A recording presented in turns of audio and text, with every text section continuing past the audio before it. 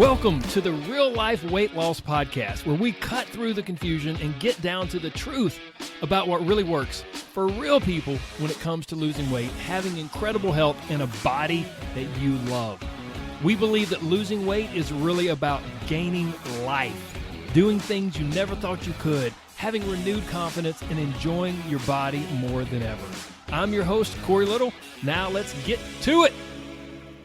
Hello, welcome back. This is episode number 239, and today is going to be a little bit more of a conversational episode. I've randomly throughout the week and throughout the month, I'll make notes. Random times, I'll have the thought that pops into my head about, ooh, this might be great for a podcast episode. Ooh, someone just asked me this question. Maybe I should do an episode about it. Ooh, it happens all the time. These ooh moments, these miniature light bulb moments. And then I look back and I'm like, oh, wow. That would be a great episode, and we can really dive into that. And then other ones I'm like, oh, that's a small light bulb. Maybe that won't work for an entire episode. So that's what today is going to be. It's going to be it's just a big hodge-podge, just a big conglomeration of a bunch of different notes that I had either written down or put down in my phone of different things that I thought would make a great episode.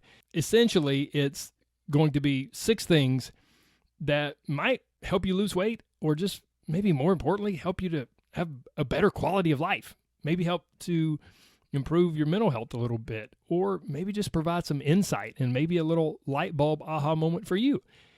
So without further ado, let's jump right in. Let's get to it. Here we go. Number 1. One of the most important skills for success is your ability to focus.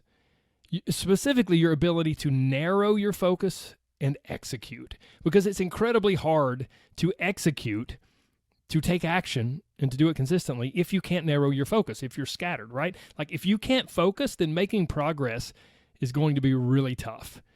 If you're constantly distracted or you're just constantly scattering your energy out over a million different things, then you will struggle to cut through the hard stuff of life, because that's what's needed, right? If we're going to make progress in some area that we've struggled with in the past, we have to be able to narrow our focus and cut through the hard stuff of life. Probably will not be a super easy path. So we have to narrow our focus, cut through that hard stuff, have breakthroughs, and we will make progress.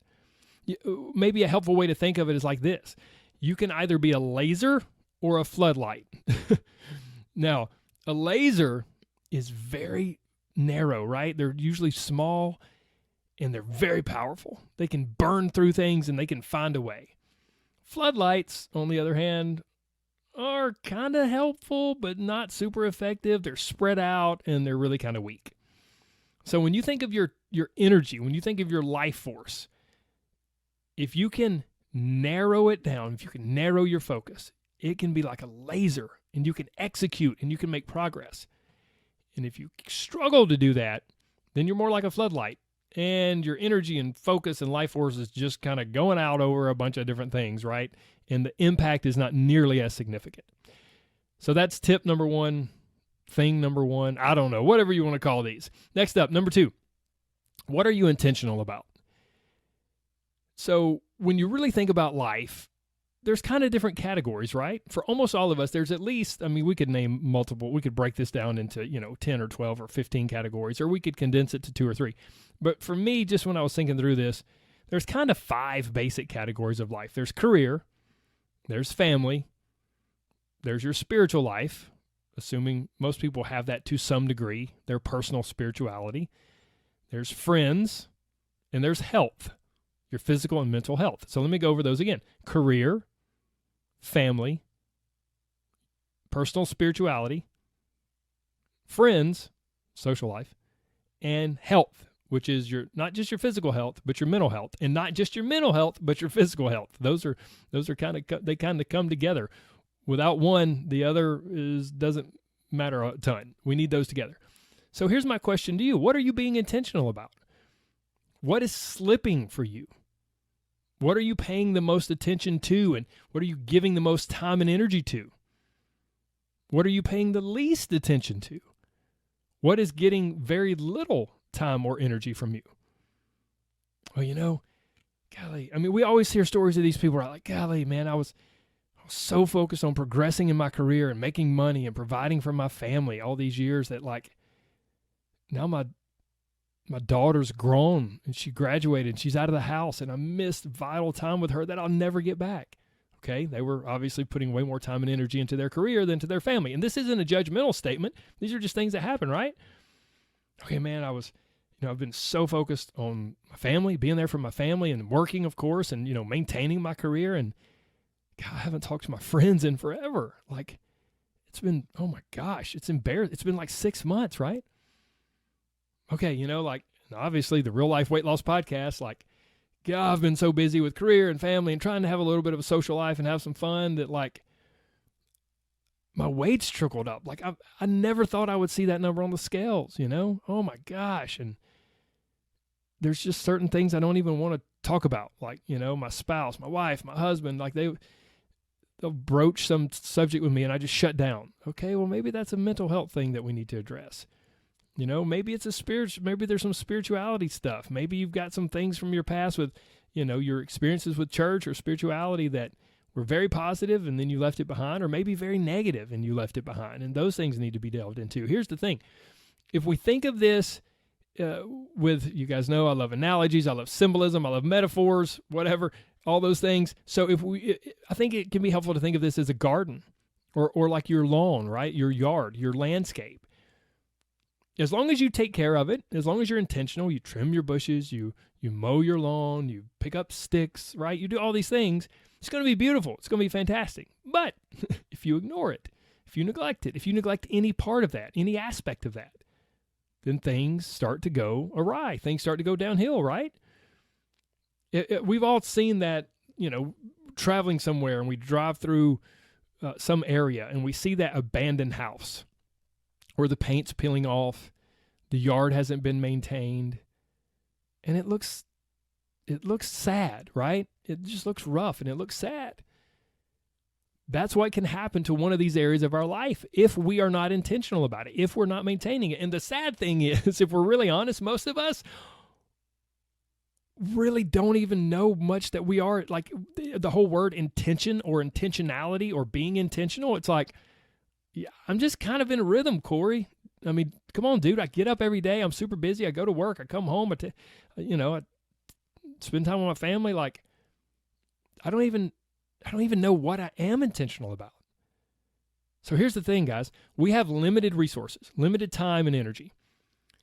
You cannot maximize every area of your life all the time. That's not what I'm saying or encouraging you to do. But you can at least maintain most areas while pursuing growth and progress in one or two specific areas. But to do this successfully, you must be intentional. It doesn't just accidentally, magically happen. You will wind up at some point in your life looking back going, wow, how did that get so out of whack, if you don't pay attention and be intentional. It might help to think of your resources, your time and energy, your limited resources. You only have so much time and energy. It might help to think of those like money. Right? You may have a budget. So, a certain amount of money goes towards your car payment. A certain amount of money goes towards your mortgage or your monthly rent. A certain amount of money will go towards, your groceries for the month, whatever. And if you don't do that, then, you could wind up in debt and more and more and more debt. If we want to manage our money successfully, then we budget it. Maybe it's a good idea to think in the same way with our time and energy. Maybe we manage our life and what we really want out of life, out of our career, out of our family, spirituality, friends, and our health, our physical and mental health. Maybe we manage those things to get the most from it by being intentional and budgeting our resources, our time and energy. So that's number 2. What are you intentional about? Maybe what do you want to get intentional about and budget for? Next up, number 3. I believe there's a danger with streaks. Streaks. What do you... Yeah, Corey, if I go streaking, I'm going to get arrested. No, that's not what I'm talking about. Streaks. Like, oh man, I worked out. I've been working out 37 days straight. Woohoo! And that's amazing, and I applaud you, and that's wonderful. Man, I haven't had any sugar, which is not true because there's sugar in so much stuff. If you had a piece of fruit, then you had sugar. Okay, Corey, whatever. I haven't had any processed sugar. I haven't had any sweets for 2 months now. I'm so excited. Okay, that's great. Here's the question.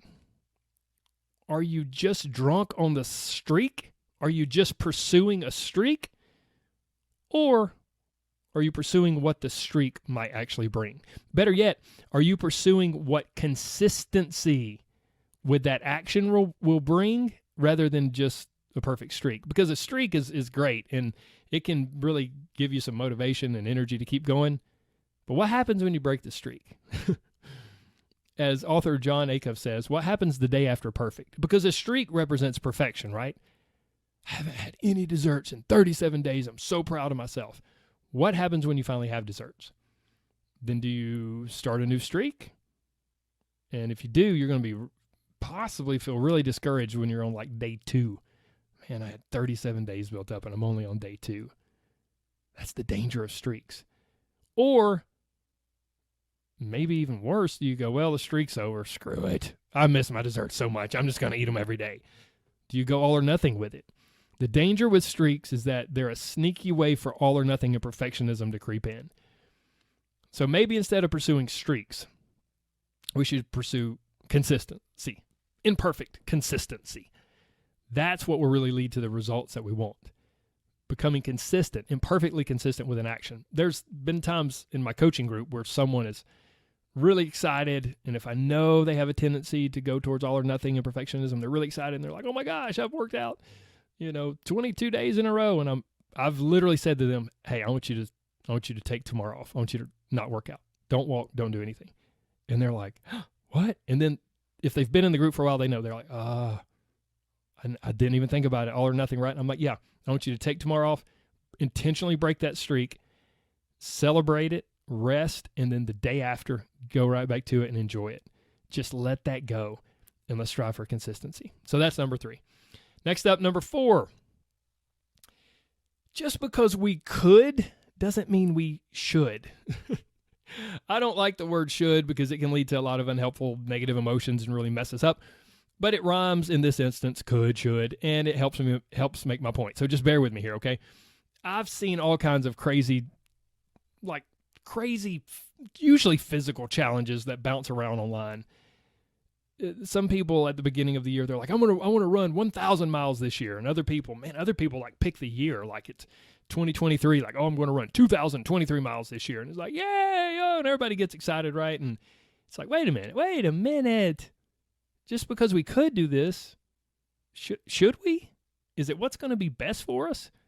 Is it going to be helpful for what we really want? And if you just want a physical challenge, okay, I guess.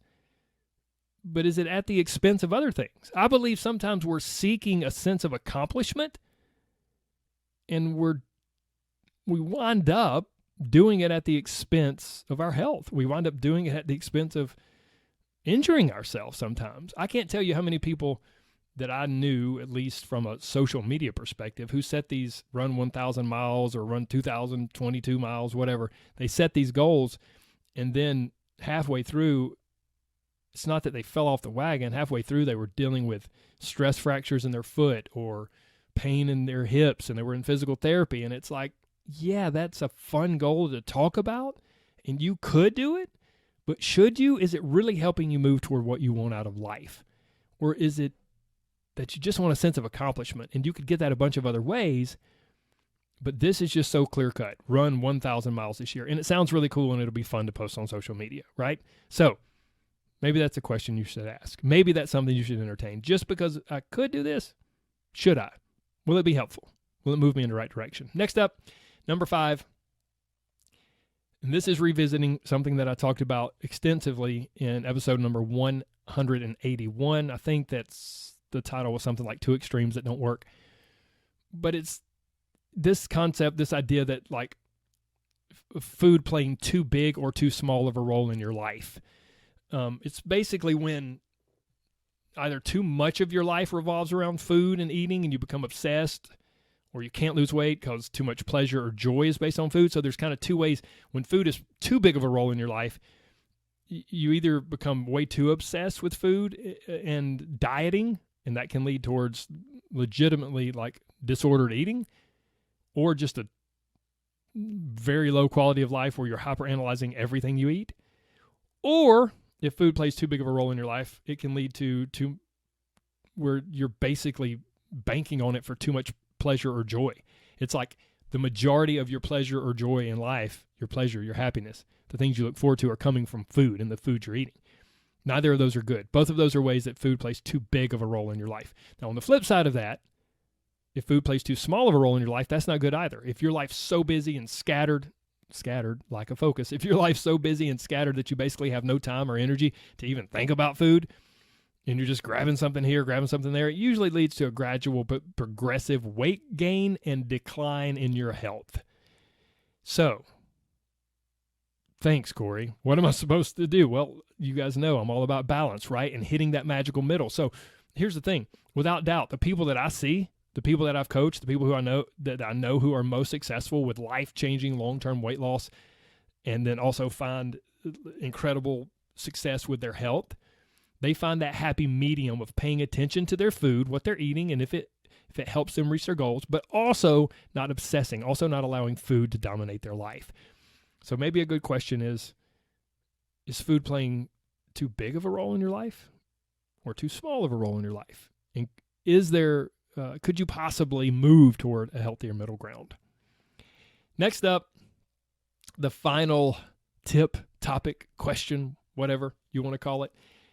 Number 6, one of the most important, oh my goodness, one of the most important and most helpful skills that anyone can have is real-time emotional regulation.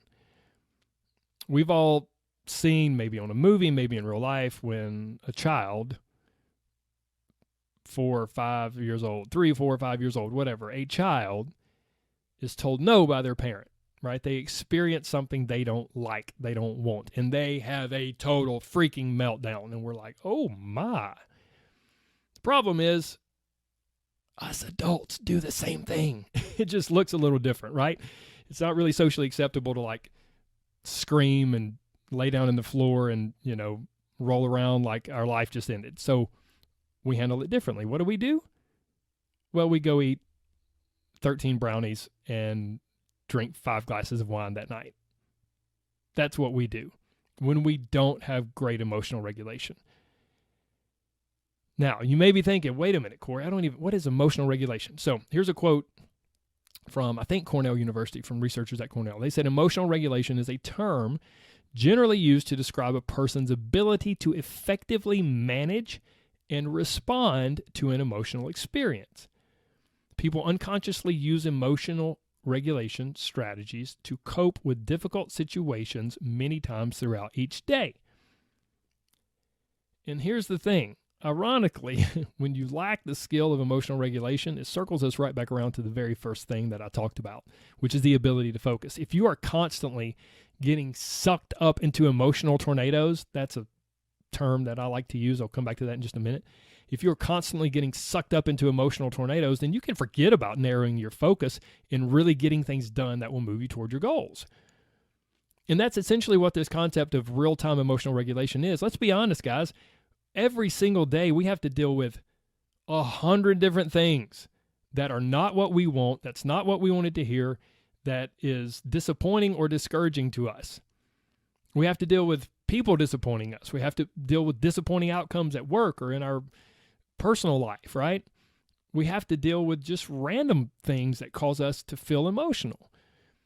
And if we cannot, in real time, in those moments, begin to better understand our emotions and learn to manage them and regulate them and even really learn what's behind them. That's the secret, right?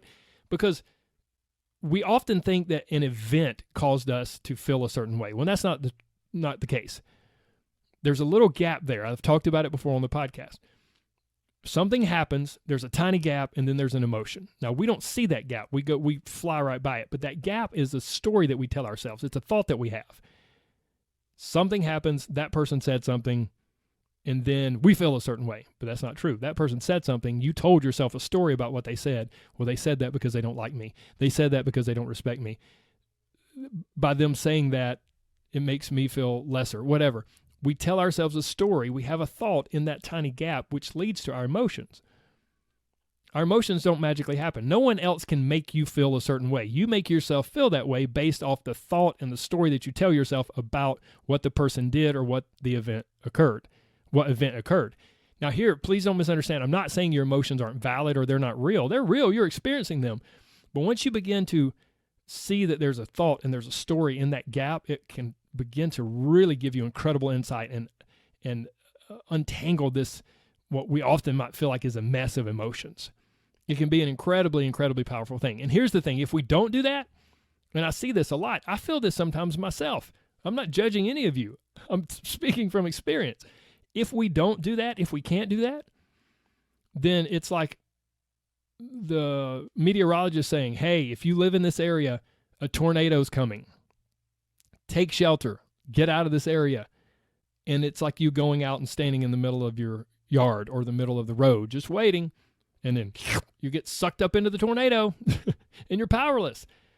You're powerless once you get sucked into an emotional tornado. The skill that will help you and all of us overcome that is learning real-time emotional regulation.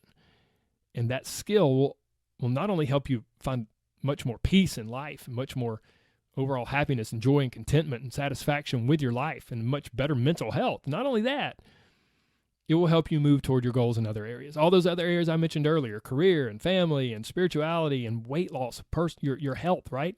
Not only your mental health, but your physical health. It will allow you the ability to focus and to overcome hard things and to make progress. So let's do a super, super quick review. Number one, very super important skill for success is the ability to narrow your focus and execute. Number two, what are you being intentional about? Maybe it's time to manage your resources to get the most out of your life, career, family, spirituality, friends, and your health, physical and mental health. Number three, there's a danger in streaks because they can lead to perfectionism and all or nothing. We don't want streaks, we want consistency. Number four, just because you could doesn't mean you should. Just because I could doesn't mean I should, right? Don't pursue a sense of accomplishment at the expense of other very important things in your life, namely maybe your physical health, your orthopedic health. Number five, food can play way too big or way too small of a role in good and bad ways, right? It can be, you can become too obsessed or just derive way too much pleasure from food. Or on the flip side, if it plays too small of a role, then you will probably gradually progress in a negative direction with your weight and your health. And then last, as we just discussed, one of the most important and helpful skills or tools that any of us have in life is emotional regulation. Being able to better understand and better process our emotions, what's behind them, why they're happening, and then processing them and dealing with them. I hope that this little weird hodgepodge of an episode has been helpful. I hope that you will share it with someone who might benefit. Send them a text, maybe do it on social media. I hope that 2 or 3 of you might even discuss it. This can be really, really insightful and helpful, as you've heard me say on the podcast before. And then one other thing, don't miss this. I hope that if any of these 6 things, if you were like, oh my gosh, that was super helpful, I'd love for you to share it with me. And if there are any of these where you're like, man, Corey, I'd love for you to dig into this more, share that too. So you can shoot me a message. I think my email will be in the show notes here. You could shoot an email, or what I would prefer, what would be even better, well, emails are always great, but you can either tag me on social media or you can shoot me a message on Instagram as well. And I think on there I'm Corey Little Coach. I should know my Instagram handle, right? Okay, guys. Thank you all so much for your time. And please don't you ever forget, always remember that there's so much more to you than a number. So don't let the scales dictate your day or dominate your headspace. And losing weight's incredible. I love helping people do it, but losing weight is really all about these other things. It's all about gaining life and have a better quality of life. And you can do it. I believe in you 100%. Even if you don't believe in yourself, it's okay. Keep coming back. Keep listening. I'll keep working on you. We will get you there. Take care, guys. God bless. Bye-bye.